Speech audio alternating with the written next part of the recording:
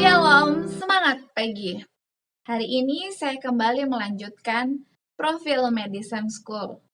Kalau beberapa hari yang lalu terakhir saya menceritakan bagaimana para murid di sekolah menengah pertama memiliki prakarya Noken. Saat ini saya ingin menampilkan dokumentasi dari anak-anak tingkat sekolah dasar dengan pekerjaan tangan mereka.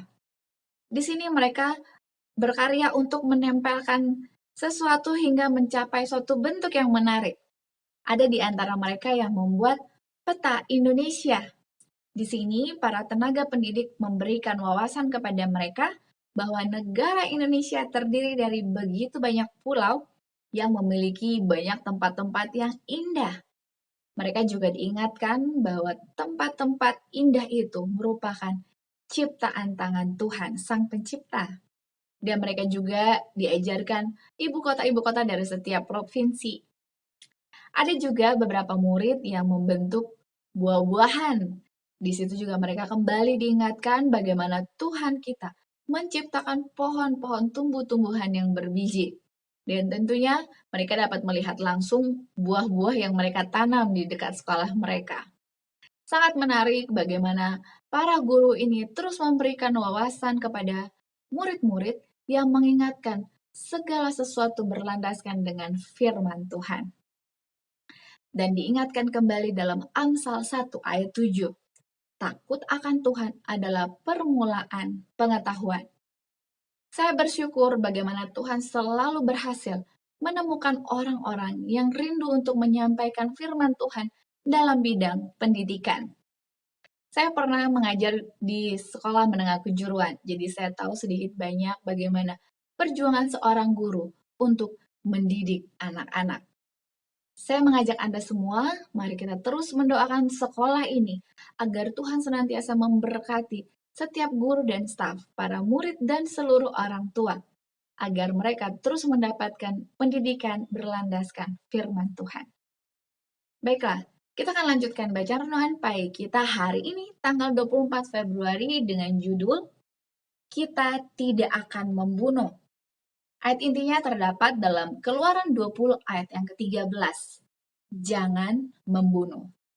Penjelasannya, semua perbuatan yang tidak adil yang cenderung memendekkan umur, roh kebencian dan dendam, atau pemanjaan hawa nafsu yang membawa kepada perbuatan-perbuatan yang membahayakan terhadap orang lain, atau menyebabkan kita sampai menginginkan mereka celaka. Karena setiap orang yang membenci saudaranya adalah seorang pembunuh manusia. Kelalaian untuk mengurus orang-orang miskin atau menderita, semua pemanjaan diri atau penahanan diri yang tidak perlu, atau pekerjaan yang berlebihan sehingga cenderung merusak kesehatan. Semuanya ini sampai kepada tingkat yang lebih besar atau kecil adalah pelanggaran hukum yang keenam. Beberapa orang mengorbankan kewajiban jasmani dan moral, berpikir hendak mendapat kebahagiaan, dan mereka kehilangan baik jiwa maupun tubuh. Yang lain akan mencari kebahagiaan mereka dalam pemanjaan selera yang bukan sewajarnya, dan menganggap pemanjaan selera itu lebih diperlukan daripada kesehatan dan hidup. Banyak membiarkan dirinya dirantai oleh hawa nafsu kebinatangan, dan akan mengorbankan kekuatan jasmani, intelek, dan moral untuk memuaskan nafsu birahi.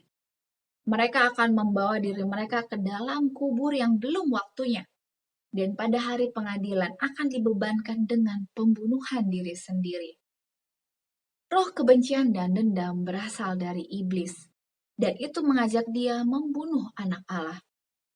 Barang siapa menyayangi dengki atau perangai yang tidak bermurah hati, berarti menyayangi roh iblis itu, dan buahnya akan membawa kepada maut.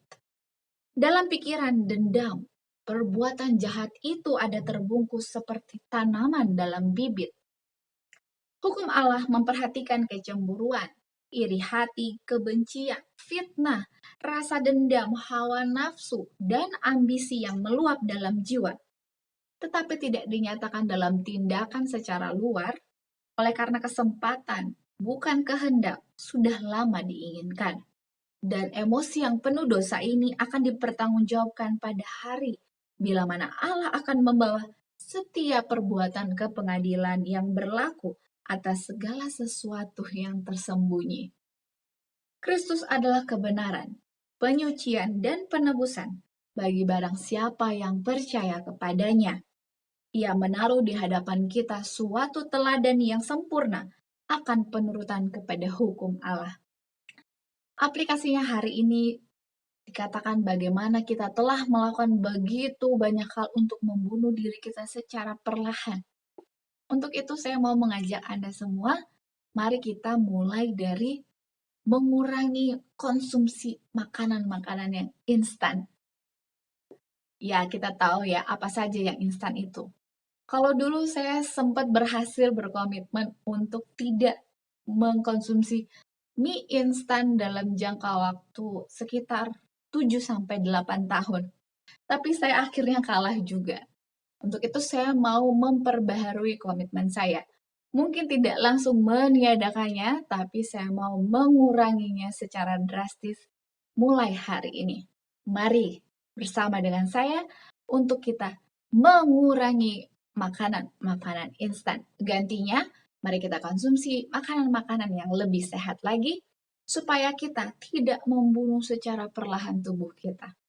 Karena tubuh kita ini adalah bait Allah yang Tuhan harapkan untuk kita gunakan kesehatan kita untuk melayani Dia. Slogan kita, awali hari ini dengan renungan pagi. Untuk saat ini kita mari menggunakan waktu untuk berdoa.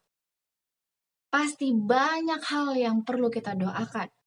Pokok-pokok doa diri kita sendiri, kita doakan orang lain, kita doakan pekerjaan Tuhan, kita doakan lingkungan kita.